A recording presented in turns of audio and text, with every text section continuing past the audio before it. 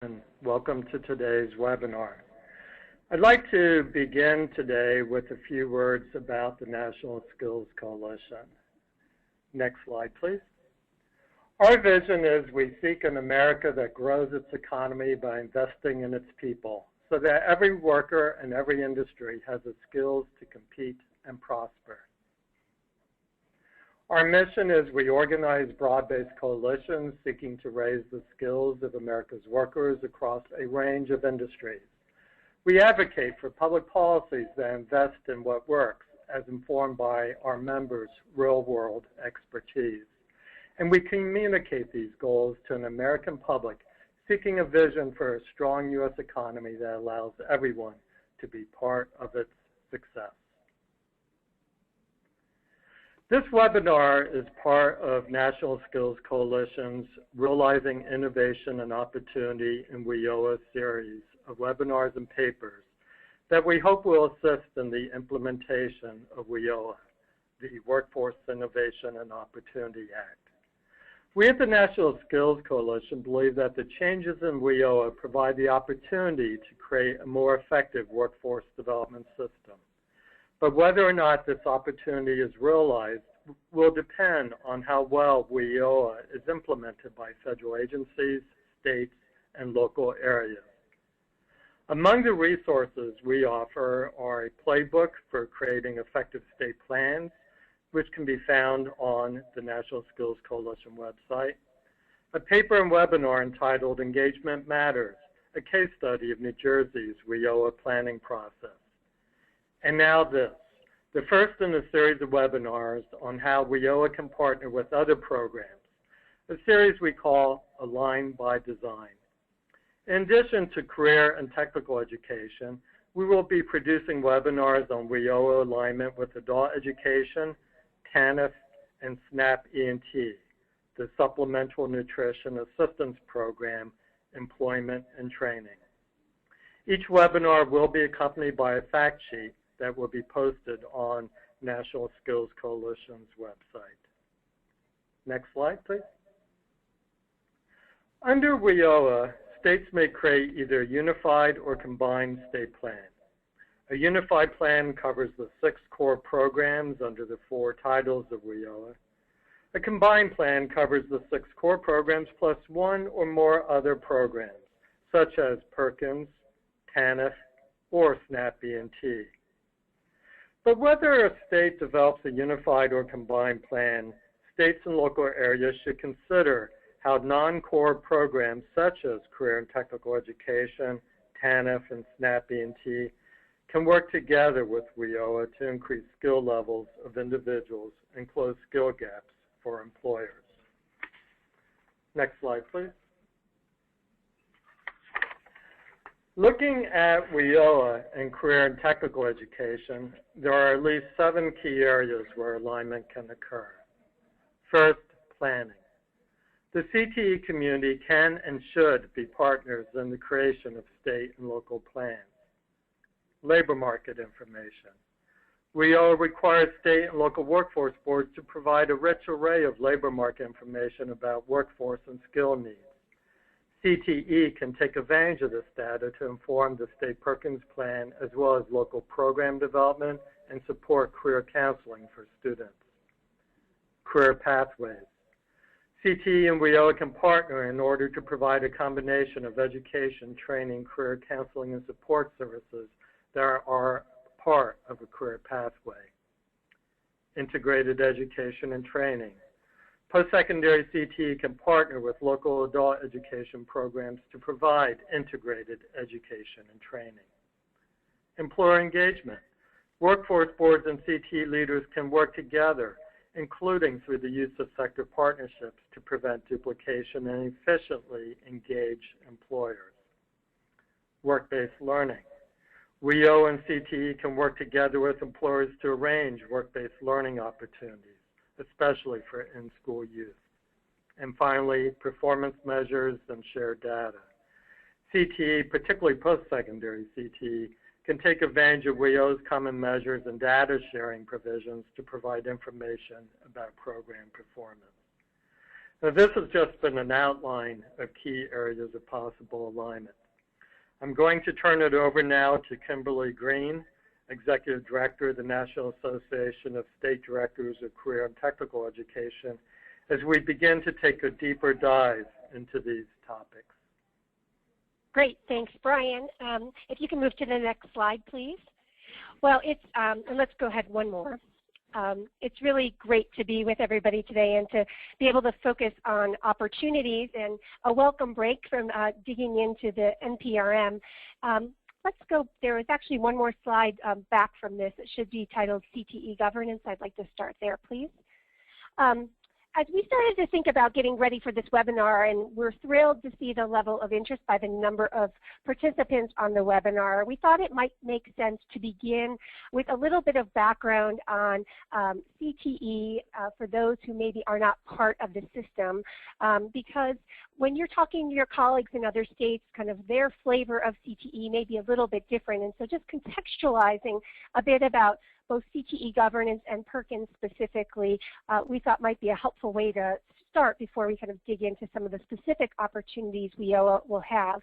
And so while we think about opportunities of engagement and cross-cutting opportunities with WIOA and CTE, I think it's important and very intentionally in the name of this webinar to talk about CTE more broadly and not just Perkins, because while Perkins has definite direct implications, we see in many ways greater opportunities for the conversation and idealized vision of an aligned education and workforce system that can come out of the WIOA planning.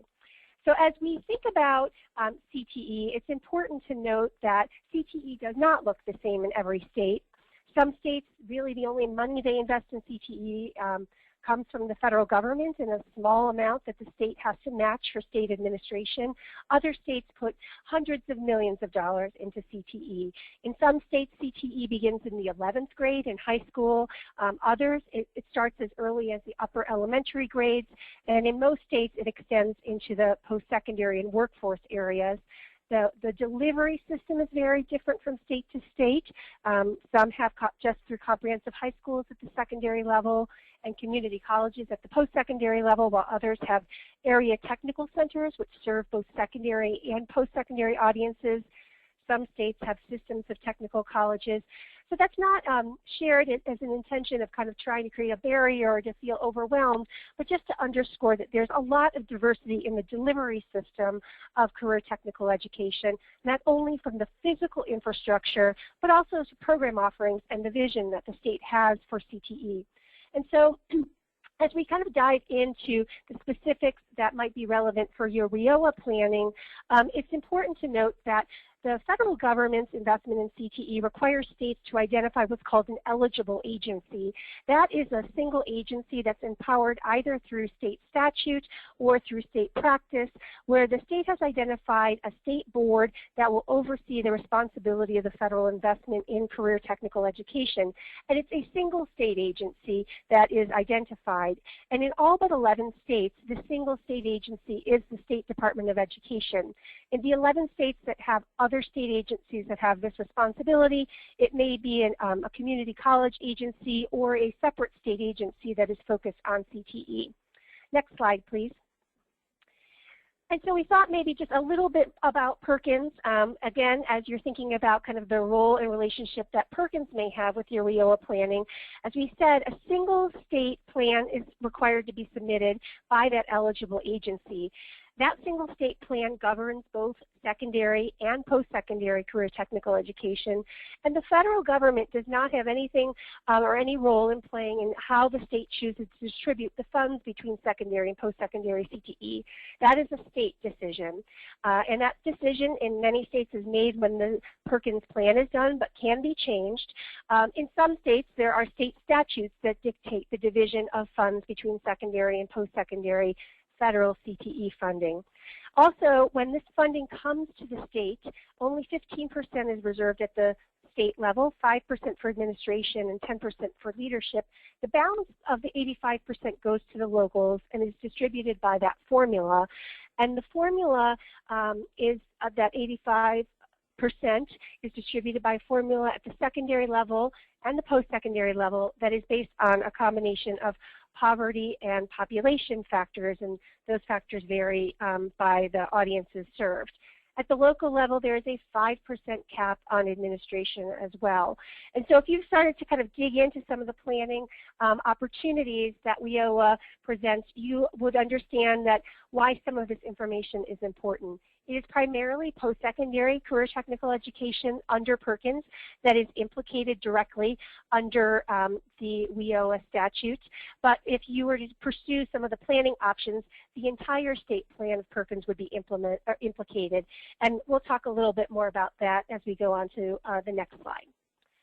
So I wanted to, with that as a backdrop, just kind of shift to some of the opportunities that we saw. And Brian covered most of them in a very high level of things that I wanted to share as well.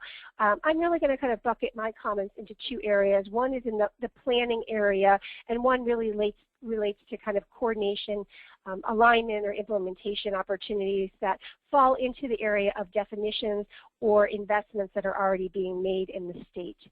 Let's go to the next slide, please. So first, to talk a bit about some of the opportunities under the Unified State Plan. Again, just as a reminder, this is the plan that is required and covers the core programs under WIOA, so would not necessarily, would not include Perkins. There are a number of elements in the strategic plan that are very directly connected to either conversations or decision points that are also being made within the CTE community. Obviously, labor market and economic analysis, this is a conversation that is happening in CTE, is happening in conversations related to future Perkins reauthorization, of showing how CTE programs are aligned and meeting both current and projected labor market demand. And the three bullets that follow this connect to the first one related to understanding kind of the knowledge and skills that are needed to meet employment needs. CTE does this already through a lot of the work that it does in terms of creating and approving state standards, creating and approving what credentials are authorized, and oftentimes every local program will have an employer advisory committee that will help in this analysis of the knowledge and skills and prioritization of investments that are made in both secondary and post-secondary CTE programs.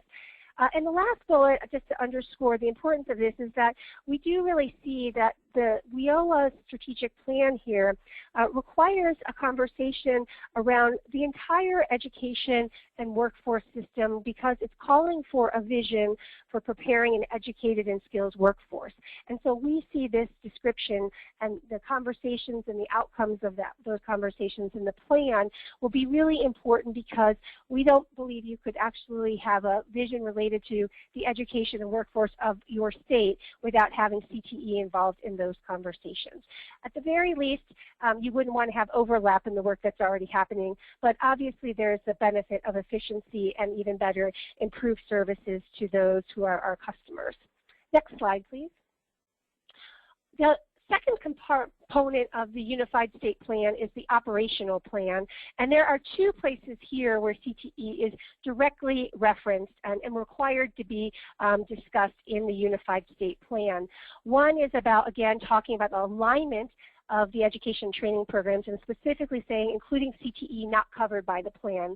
So if your state pursues a unified state plan, not a combined plan, you are going to be required to talk about how the work that you are investing in WIOA aligns with but does not duplicate the investments that your state is making in CTE or your state is making through its Perkins investments. And the second is an opportunity to talk about kind of the delivery system, both the community colleges and the area technical centers, if you have them, and how you're going to make sure that they're engaged as partners.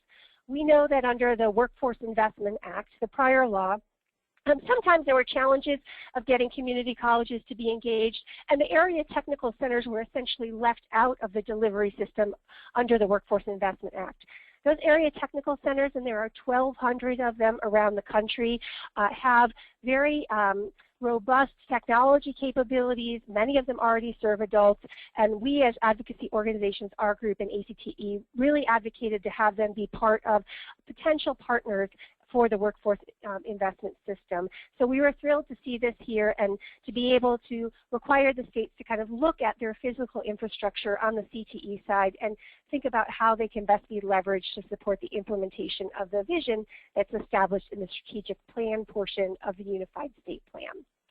So this is the Unified State Plan, what everybody's required to do. Perkins would not be part of it. So let's shift to the next slide, which would be the Combined State Plan option. And Brian mentioned this. This would be an opportunity if a state chose to include a number of optional other federal programs to be covered under the WIOA State Plan umbrella. Perkins is one of those programs, and this is a little bit complicated, and I would say that it's we're still waiting for the NPRM and additional guidance to come out to clarify some of the things that perhaps are inherently conflicting between the statute of WIOA and the statute of Perkins. But that said, we do know that there are a number of opportunities that if you were to include your Perkins plan under a combined state plan, there are ways to think about the combined measures, thinking about sequencing of services and aligning systems to make sure that the investments that are being made in Perkins post-secondary and those under WIOA at the very least do not conflict, but perhaps could even be leveraged to be able to support students that we serve in a more effective way. It is hard when you look at the statute and the NPRM to see kind of what the benefits are to a state beyond perhaps the philosophical alignment of education workforce programs of why they would pursue a combined state plan. And we know Perkins reauthorization is on the horizon, but I still think that there is at least a conversation to be had in the state when you're deciding whether or not you would pursue a combined state plan or not, as to think about the systems you serve, to do an asset mapping of what programs and what facilities and what investments CTE has as compared to the workforce system, and then move forward with a decision in your state as to whether or not the combined state plan is the best way to ensure the most efficient and effective system in your state. My last slide, please.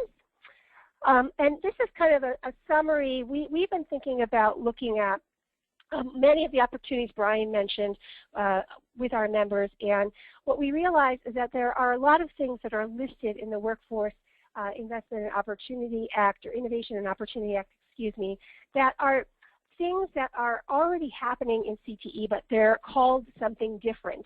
And so the items that are underlined on this slide are all items that have definitions in the WIOA statute. Many of them are also things that have definitions or similar concepts in the Perkins Act. And so I think this creates both an opportunity and in some ways a necessity to have a conversation in states about what investments are being made and what are the differences perhaps in the audiences served or the overlap, so we can end some duplication.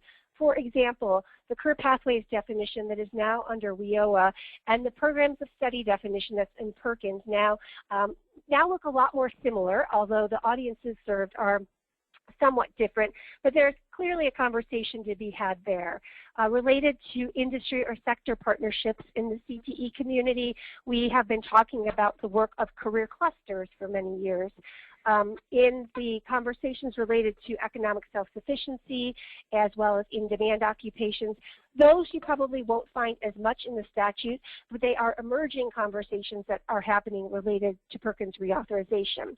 And lastly, related to post-secondary credential, this was really nice to have a definition that finally recognized and extended to some kind of recognition beyond high school that wasn't necessarily a four-year college degree. Obviously, CTE has been a champion and a supporter of this concept for many years.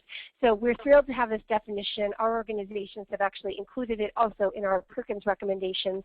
And so we see this as the last point that I'll make, which is the common measures and the opportunities for data sharing and systems alignment are really, I think, one of perhaps the most powerful opportunities in the Act, largely because if we think about the concept of return on investment or being able to kind of connect data systems, K-12 through post-secondary, through workforce, to have better informed decision makers at all levels. We really feel like WIOA creates a pathway that we'd like to see many other pieces of legislation move forward with, and are going to be championing people using as many of these levers that are made available both in WIOA and the NPRM as possible. And so with that, I will wrap up and turn it over to Alisha, who will be able to speak to the local level opportunities. Thank you. Thank you, Kim. So our next speaker is Alisha Hyslop, who's the Director of Public Policy for the Association for Career and Technical Education.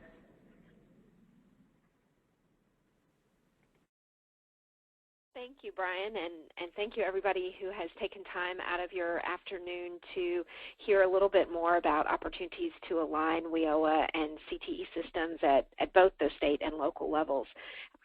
As Brian mentioned, I'm from the Association for Career and Technical Education, and for those of you who aren't familiar with ACTE, we represent and provide services for a very broad range of the CTE community, ranging from the K-12 system to the adult education system to post-secondary and higher education members across all subject areas and support services providers within the CTE system. So when we look at the workforce system and WIOA in particular, there are many nuances that relate to different sectors of our membership and provide different opportunities for alignment. So we've tried to pull out a few of them to focus on today, but certainly this is not an exhaustive list of all of the places you might be able to align CTE and WIOA, but some that have come to the forefront of discussions over the past few months as states and local areas have started to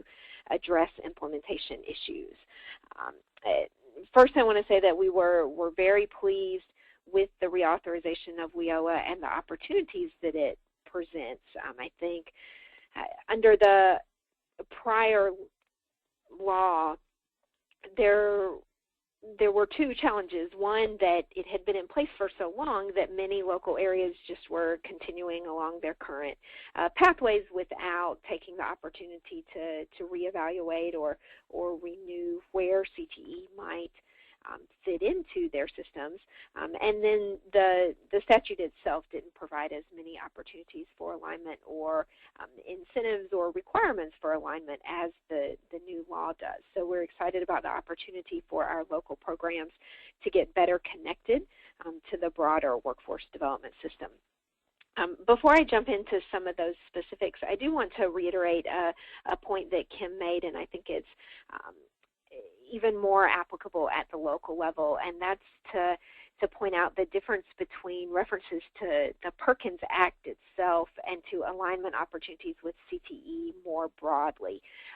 Perkins is referenced in the WIOA law in several places as a mandatory partner in the WIOA system, but Perkins itself is merely a funding stream that supports education and training programs at both the secondary and post-secondary level, and supports a wide variety of activities that are different, as Kim mentioned, from state to state and local area to local area.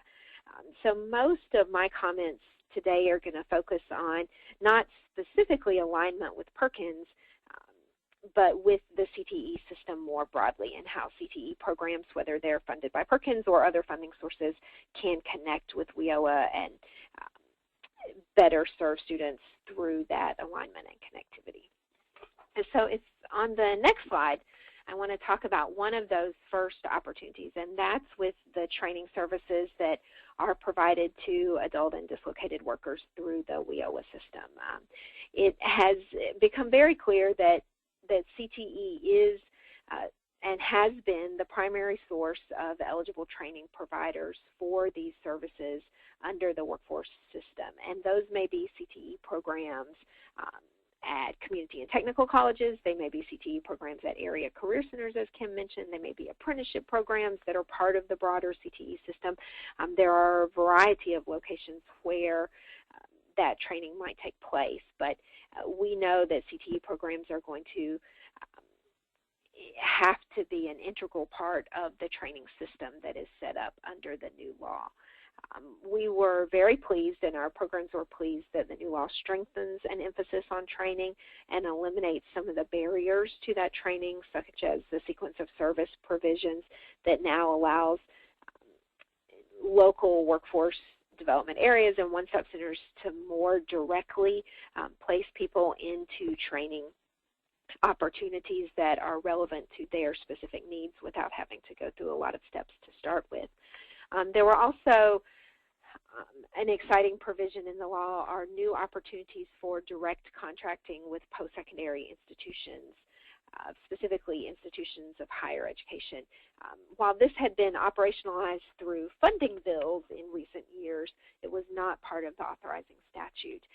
And this will allow local boards to make decisions about when it's most appropriate to facilitate the training of multiple individuals in in-demand industry sectors or occupations. This direct contracting also allows the educational institutions to set up and provide services to these individuals in a much more coherent, sequenced, comprehensive way than might be possible under the model of the individual training accounts and funds for services, where you might only have one WIOA participant in a specific training program at a time, or isolated individuals throughout your institution. One thing that we do think is very important as you're thinking about alignment and developing this system of training services and eligible training providers is that community and technical colleges and area CTE centers should be intricately involved in local WIOA planning. The statute only requires that one representative of a post-secondary institution be included on a local board.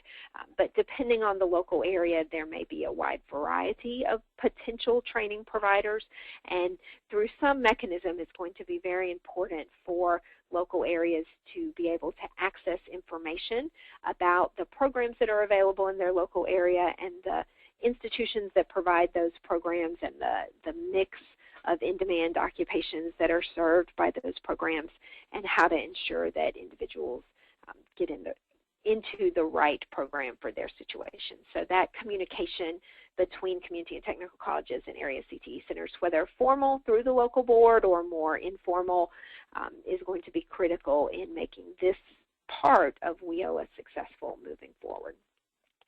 The next slide, please. Another area that we have identified as a key component of this alignment strategy are the youth programs under the WIOA law. And it's a bit of a shift from most of what Kim was referencing and the eligible training provider list, but is actually a place where secondary CTE can play a big role in the WIOA system as well. And one of the concerns that we have heard from our members is about the shift in the funding from primarily allowing funds to go to serve in-school youth to the new requirement under WIOA for 75% of funds to be spent on out-of-school youth programs. But we don't want that shift to discourage secondary programs and the secondary CTE system from getting involved and working to align programs and utilize the services under the WIOA program. There are several provisions that are going to be key related to serving in-school youth. One is, fundamentally, even though 75% of the funds have to go to out-of-school youth, there's still 25% of the dollars that can be spent on in-school youth, ages 14 to 21, that are low income and have at one or more other barrier to achievement. There's a list identified in the law. And for those in-school youth, one of the things that is going to be a prime opportunity for alignment is one that Brian mentioned, and that's the provision of work experiences or through work-based learning programs for in-school youth. Separate from the in-school out-of-youth percentages, the WIOA law requires youth programs to spend at least 20% of their funding on work experiences. And the list that they include opportunities are summer employment and employment during the school year for youth, pre-apprenticeship programs, internships and job shadowing, and on-the-job training opportunities. And these opportunities are also defined as having to include academic and occupational education. So the list overlaps quite a bit with traditional work-based learning opportunities that might be provided within a CTE program, and opens up the possibility of the WIOA program partnering with high school-based CTE programs in order to provide some of these opportunities for the population being served by WIOA. The guidance that has been issued around the law also provides a number of examples about how WIOA youth programs should be partnering with the local school districts to serve not just in-school youth, but out-of-school youth as well. One of the key factors to the out-of-school youth definition is that individuals are classified as in-school or out-of-school youth and as meeting other enrollment requirements at the time of enrollment. So, for example, a student who had dropped out of school and met all the other requirements under WIOA to be an out-of-school youth would be classified as an out-of-school youth even if their individual service strategy that was developed under WIOA had them returning to school to earn their high school diploma or GED, or enrolling in a post-secondary education program to access, say, integrated education and training. So that makes that population of students ripe for service under CTE programs. Many of our CTE programs run alternative education programs or dropout recovery programs that could be natural partners with WIOA efforts to recruit out-of-school youth and get them back into a successful career pathway leading to education and training outcomes. Other examples provided in some of the guidance that WIOA might be able to fill for youth programs within CTE include providing labor market and employment information, career awareness activities within the CTE program, such as employer presentations, employer visits, and also directly partnering with school districts to help develop or enhance CTE programs, such as career academies or the curriculum within programs of study, for example. So there are many opportunities here to partner, and I think this is really one of the areas of the law that is most overlooked when we talk about CTE and the workforce development systems alignment overall, particularly under the prior law, and one that with the new focus on career pathways and on ensuring that all students are returned to career pathway programs, that CTE can play a big role in that. Next slide, please. So finally, I just wanted to touch on some of the things that Kim ended with as well from a little bit of a local perspective, some of the cross-cutting opportunities that cut across adult dislocated worker youth programs and all of the other partner programs within the WIOA system. Really successful implementation of many of the approaches called for in WIOA that we've talked about, things like career pathways and sector partnerships and integrated education and training programs, are going to require strong partnerships between CTE programs and the WIOA system, not just at the state level, as Kim mentioned, but at the local level as well. And in fact, local boards are directed within the statute and the regulatory guidance to connect with representatives of secondary and post-secondary education as they're developing these initiatives like career pathways. I think the new definition of career pathways in the WIOA system lends itself very well to this alignment between systems, because it talks about not only the support services and training that need to be in place, but the education programs as well, and the definition links very nicely to the program of study definition in Perkins as it relates to leading to credentials and to productive employment for individuals. The integrated education and training programs definition in particular will go a long way to removing some of the barriers that currently existed at the post-secondary level to merging adult education, adult basic education, and more traditional CTE programs and occupational training programs. There are many well-publicized models of this around the country, like the WIOA program out in Washington State, but in some places they ran into administrative or institutional barriers related to how to combine the diverse funding streams or how to meet the individual requirements of these programs. And so the fact that WIOA really focuses on integrated education and training as a recognized delivery model and provides more guidance in this area, I think will be very helpful as programs work to create these seamless pathways for students. And then finally, more on the administrative and reporting side, some of the data sharing provisions in WIOA are very exciting to us in the CTE community because they allow for more open sharing of UI wage records for the purposes of reporting on outcomes of education and training programs, regardless of whether they're funded by WIOA or funded by Perkins or funded by other state or local funding streams. Having access to those wage records to create standardized employment outcomes will allow programs to really evaluate their outcomes and how they're serving students throughout the workforce investment system. And of course, labor market alignment is something that Brian mentioned and Kim as well. Accessing the data and the expertise that's created within the WIOA system for CTE program development as well will be an opportunity to really streamline that data collection and alignment process and make the determination of programs and pathways for students more efficient going forward. So with that, I think Jean is going to share a little bit about how some of these concepts are operationalized at the local level. Thank you, Alisha. Our third panelist is Jean Dudley, who's the Director of Career and Technical Education for the Alabama Community College System. Thank you, Brian. I appreciate it, and I look forward to sharing some of the things that we're doing in Alabama. Next slide, please.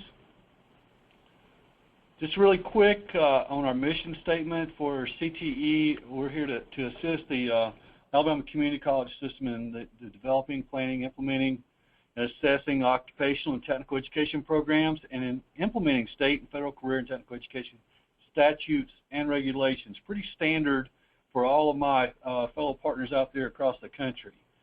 Next, please.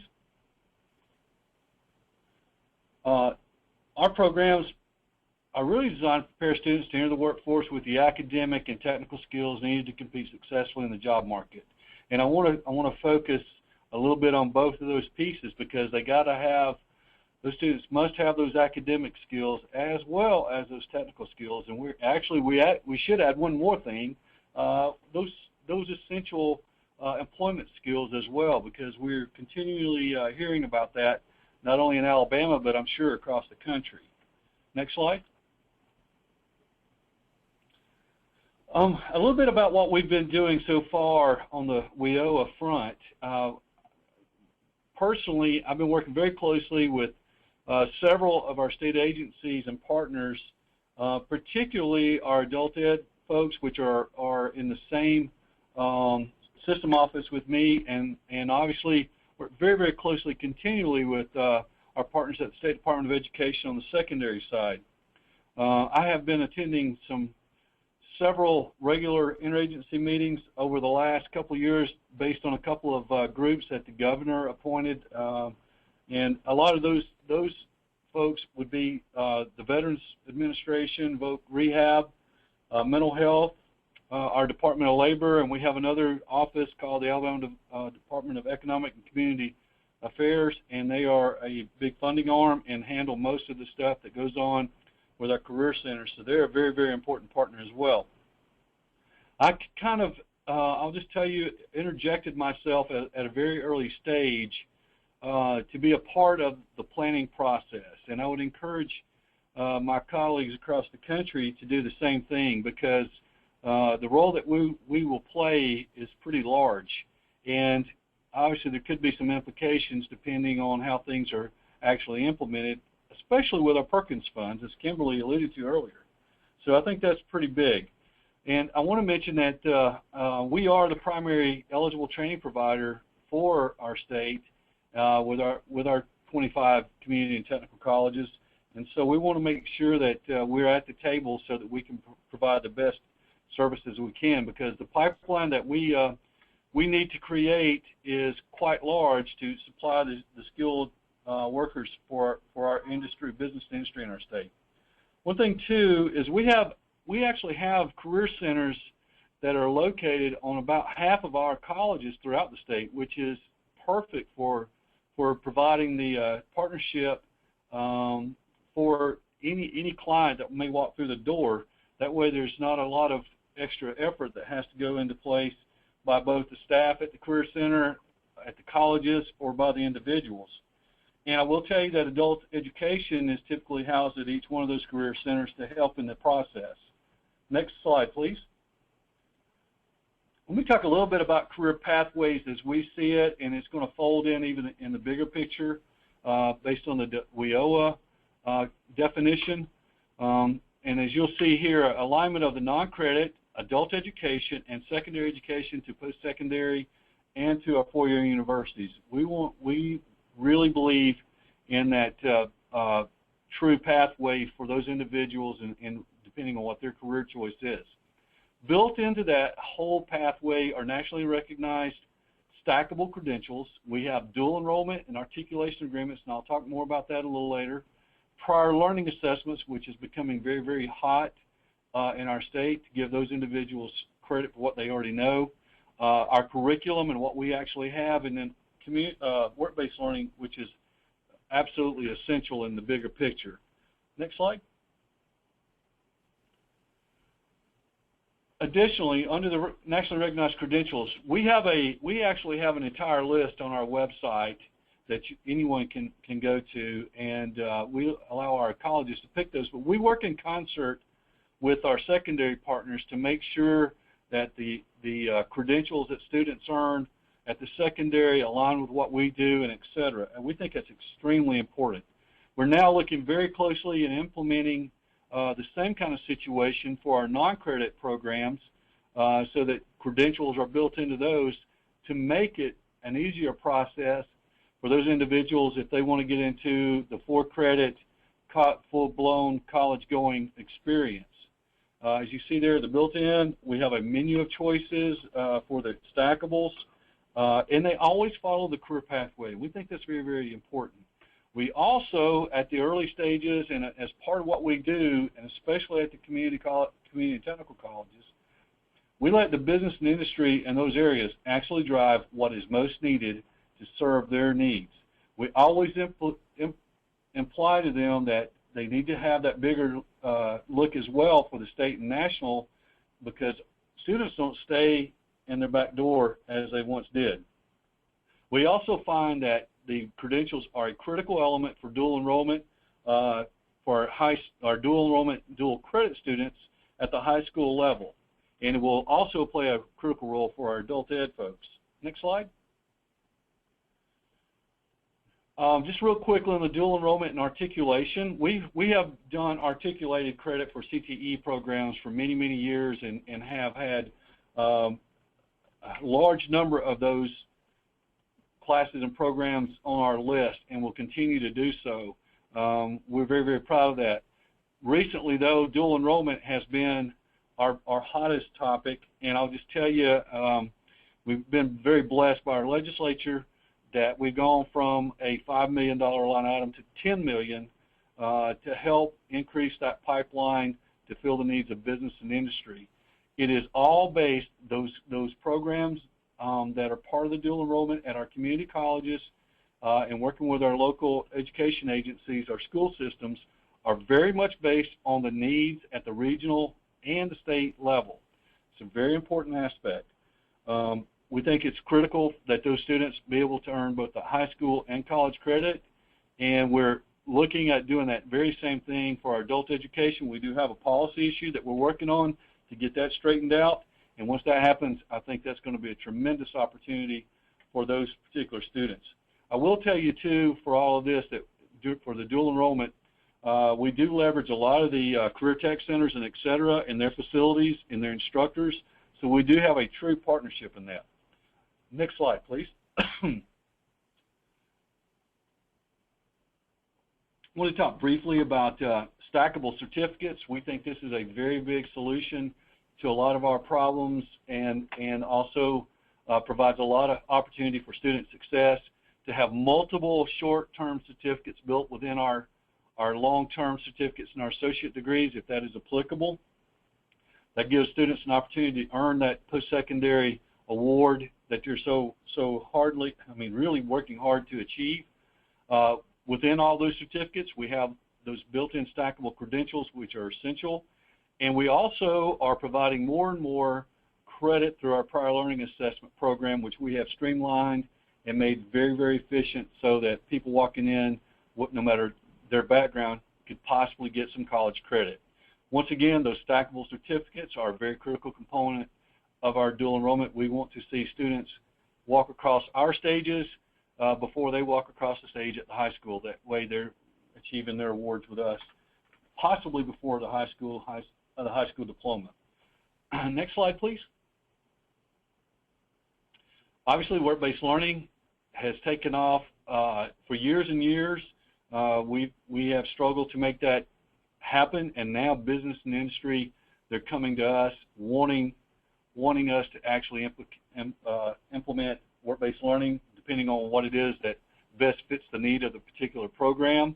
We have cooperative education field experiences, and this would apply both to our dual enrollment and adult ed students that would be a part of this process. Internships, we have apprenticeship programs, both federally registered, and we have some local. We do provide a model for our folks to implement that actually spells out the expectations for all of the stakeholders, and that is working extremely well, and it's a win-win-win in every respect. Next slide. I want to mention this curriculum development because we're really, really proud of this.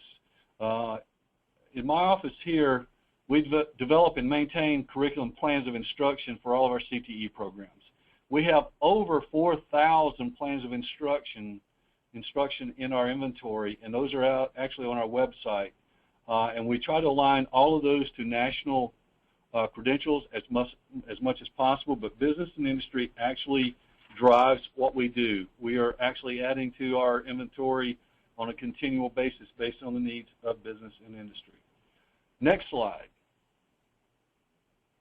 So you can see we're really, in Alabama, career and technical education is really built on that partnership for success for business and industry, the colleges, and the students. And ultimately, it's always about the students and what we can provide to the workforce. And with the WIOA law in place, we see some tremendous opportunities to help a lot of those folks that have been hard to serve and also unsure of whether they could be successful, opening those doors to them so that they can. And I appreciate the opportunity, and that concludes my part. Thank you, Gene. You're welcome. We're going to now turn to the question and discussion portion of the webinar.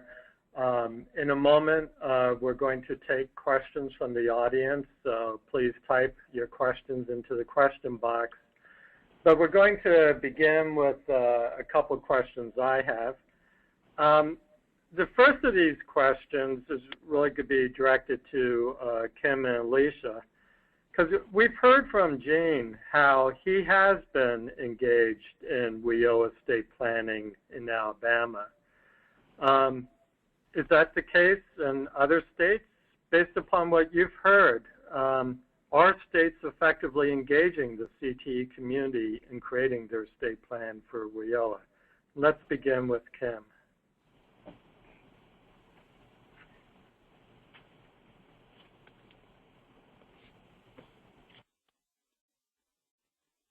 And Kim, you might still be muted.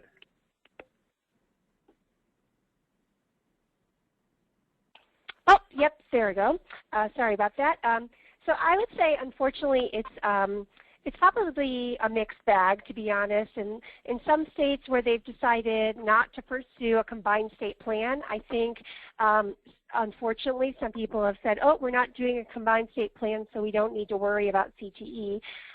In other cases, CTE has been left out, and in other cases it's been invited to the table. And so we've definitely been encouraging our membership to do what Jean has done. We've tried to provide the state CTE directors with a lot of information and opportunities, and sometimes I think the governing structure that we talked about at the beginning sometimes gets in the way, or people have thought that, oh, Perkins reauthorization is coming up, we'll wait and have those conversations later.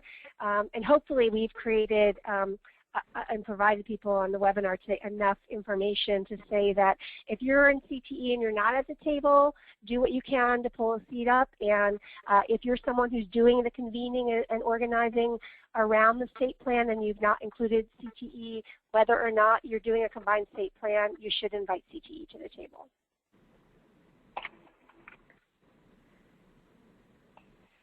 Alisha?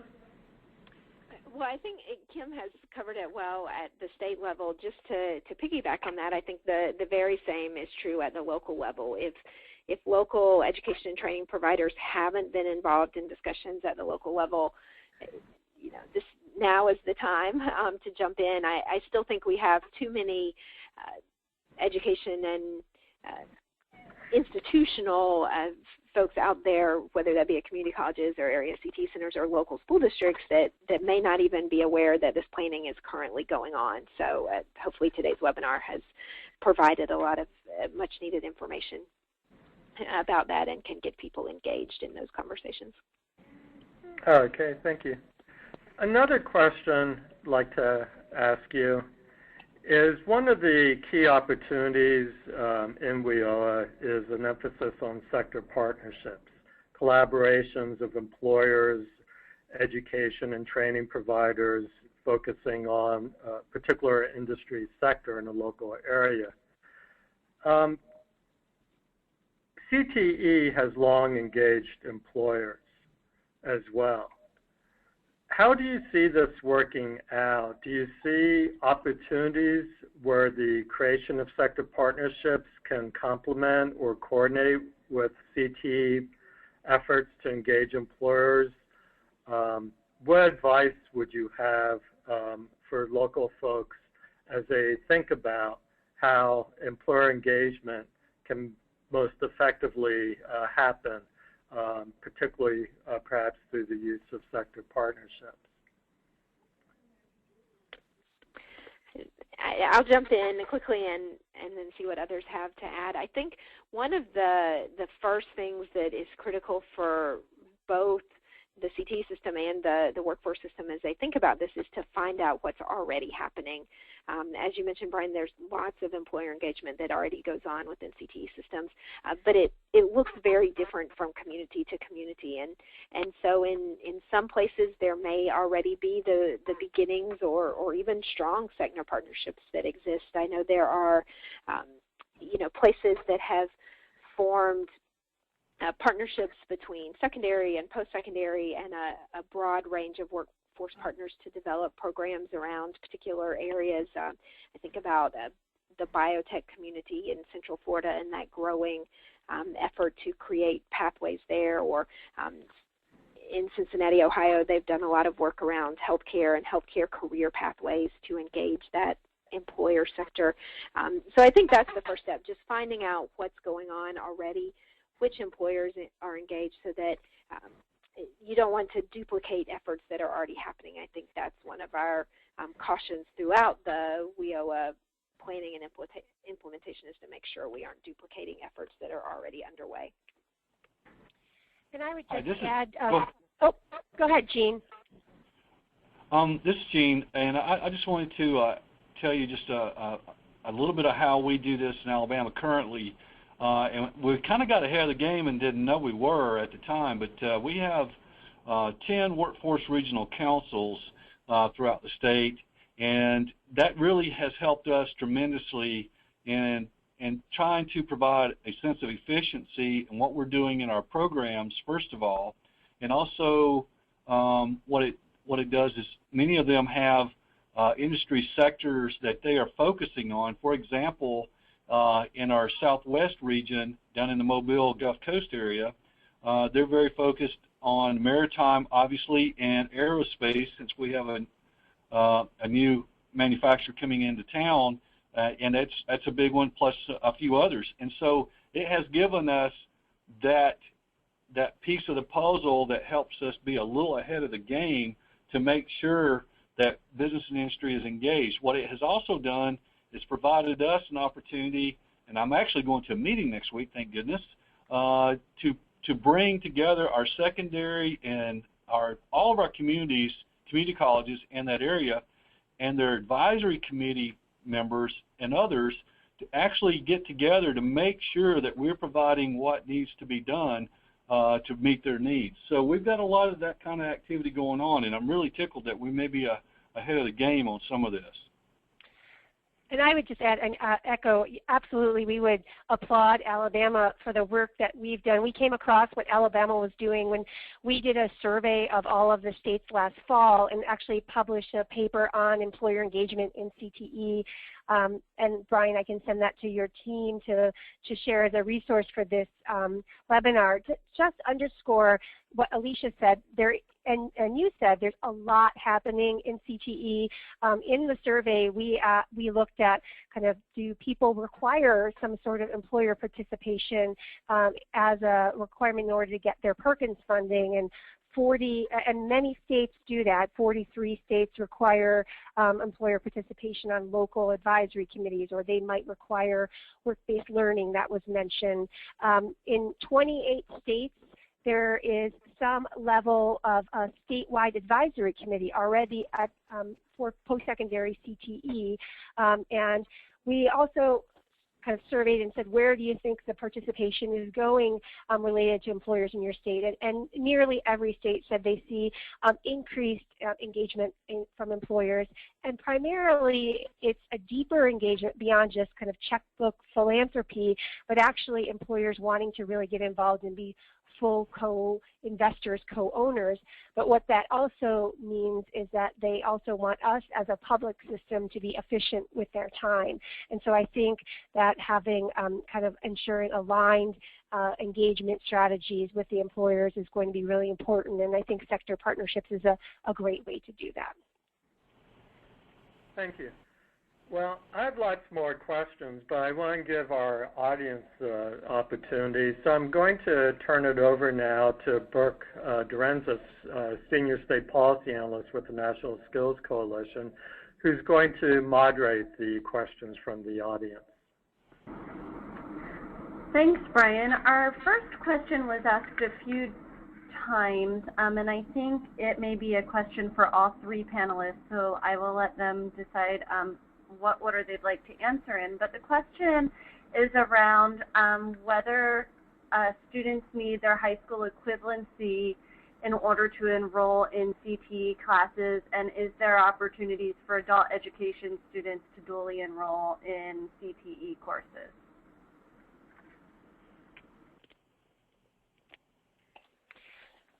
I guess I'll start. I think that there's probably no one, unfortunately, answer to this. I think it depends on what your state laws are, and in some cases, even program level requirements. And so in some cases, there are age restrictions or background checks or high school equivalency requirements. And so I don't believe that there's probably a single answer that we can give, unfortunately, to that question. I don't know, Gene, would that be the case in your state, that it would depend? Kim, I addressed it just briefly. One of the things, we have had a board policy that has been sort of an issue with us in the past with the dual enrollment, so to speak, of adult ed. We've run a couple of pilot programs, and they've been quite successful. So we're looking at trying to knock down that barrier.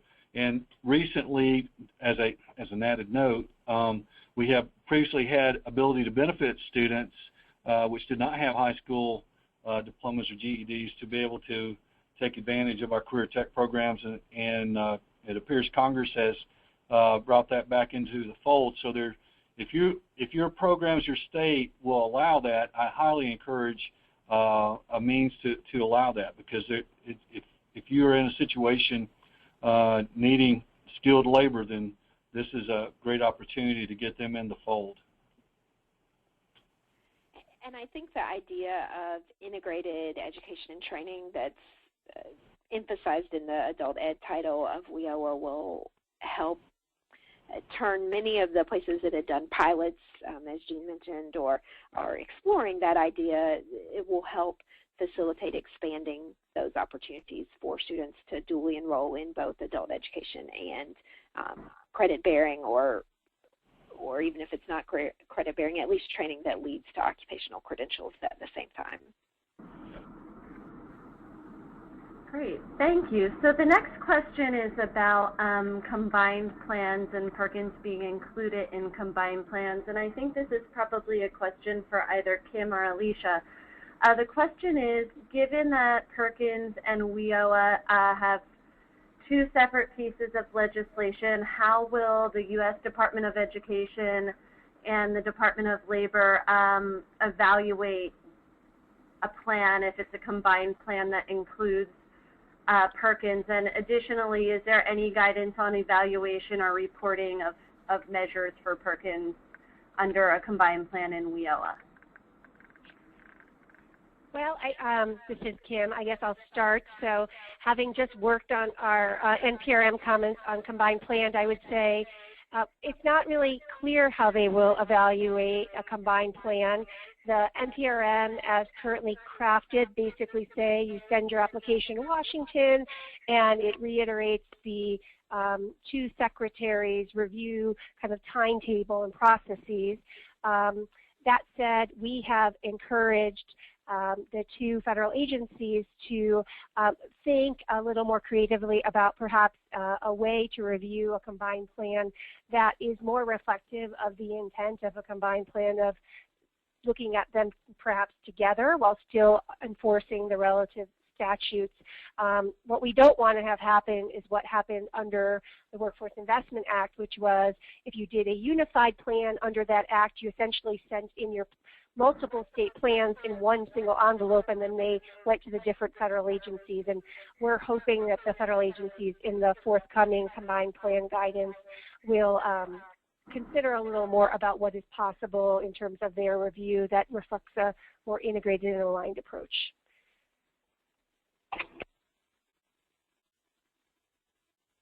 Great, thank you, Kim. The next question may be for Alisha, and then Jean, if you have experience you'd like to add from your state experience. The question is, if there are particular pieces of advice you can give on how state post-secondary agencies, the agencies that are administering Perkins and CTE, can help encourage community colleges to engage with local WIOA planning. That's a very good question. I think, and unfortunately doesn't have a lot of easy answers. I think one of the challenges that has to be overcome is the data burden that has been raised throughout the prior WIOA law and certainly still in WIOA. Some of the things I mentioned at the very end of my slides about the sharing of UI wage records and easing some of the restrictions about data sharing might help with some of that data burden, but I think other things that can be done both at the federal level and then as states put together their plans are to make sure that any of the data requirements that local programs have to report on are aligned as much as possible within the constructs of the statute itself to other state reporting requirements. So states have their responsibility to develop templates for data reporting under WIOA for the eligible training providers. And so as much as possible, if they can, either make changes in their state data collection or use the provisions laid out in the law and in a way that makes the WIOA provisions aligned with what they're already requiring of post-secondary systems in their state. Anything they can do to make those data systems work better and more efficiently for post-secondary institutions. I think that's going to be critical. And then just disseminating information about how the state can either has helped or can help to address those data collection burdens, because I don't think there are many programmatic issues that keep post-secondary partners from participating. It's the more administrative side. So anything the state can do to reduce that burden will be helpful. I would agree with Alisha on that. Data is always one of those things. We've been working on that for quite some time at the state level, and hopefully we can get through some of those issues. At the local level, one of the things I'll tell you is that at our system office here, we're fortunate that we have very, very close contact and good good communication with our local community colleges, and we are one system. And so we can kind of speak through our single voice to make a lot of this happen. But rest assured, as I need to, I contact our local colleges and those personnel that help us in getting communication out to those individuals that we need to with the plan. So if you've got individual board of trustees for individual colleges and that sort of thing, you're going to I think you'll have to interject yourself and become a part of that conversation, or you will probably be left out, to be quite honest.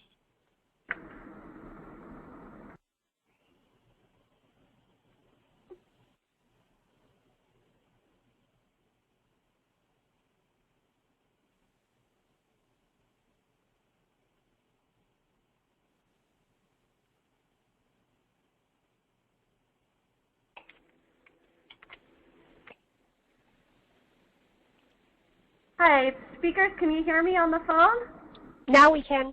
Sorry about that technical difficulty. Okay, so we have time for one last question, and the question has to do with writing a combined plan when CTE resides in a state education department, and specifically whether you have any advice on integrating secondary and post-secondary CTE and some of the existing structures that are in place, such as employer committees or curriculum priorities. How do we integrate those existing CTE structures with a WIOA state plan when you're approaching a combined state plan? So this is Kim. So I sound like a little bit of a broken record, and unfortunately lacking the combined state plan guidance from the Department of Labor. There are a lot of questions out there that need to be answered in this space. In particular, there are some, I think, conflicting statutory issues related to nothing in WIOA allows you to change any of the requirements or redirect resources in a different way other than what's in Perkins. And so so basically, Perkins funding has to align to the Perkins statute. Further, WIOA only requires that post-secondary CTE portion of the Act is what is implicated directly under WIOA, and yet, as you point out, there is both a secondary and a post-secondary component of the Perkins state plan. And so there are some structural challenges that we need to get over. I guess what I would say is, rather than kind of diving in to kind of thinking about the details of the combined state plan, since we don't have that yet, is to really focus on that vision that we started talking about what is your vision for the aligned education and workforce system in your state, and what components are important to your state, and then do some asset mapping of the different systems in your state, adult education, CTE, the existing workforce system, in terms of who is doing what related to career pathways or sector strategies or employer engagement, and begin the conversation there. And then when the feds finally get the guidance out around what does a combined plan do or not do, you can make the decision at a later date as to whether or not that approach is the right thing to do. But really, I think the intent of this is really about making sure you understand what's in place and what opportunities you have to leverage. And that conversation should be happening with the state ed offices, the workforce agencies, the other CTE agencies, regardless of if it's a combined plan or a unified plan. Thanks so much, Brian. I'm going to turn it back over to you. Thank you, Brooke. I'd like to thank our panelists for today for doing an excellent job, and thank you all for joining us. Our next in this series of webinars on aligning other programs with WIOA will be held on June 17th at 2 o'clock, when we will focus on the alignment of WIOA Title I and adult education, WIOA Title II. With that, concludes our webinar today, and again, thank you for participating.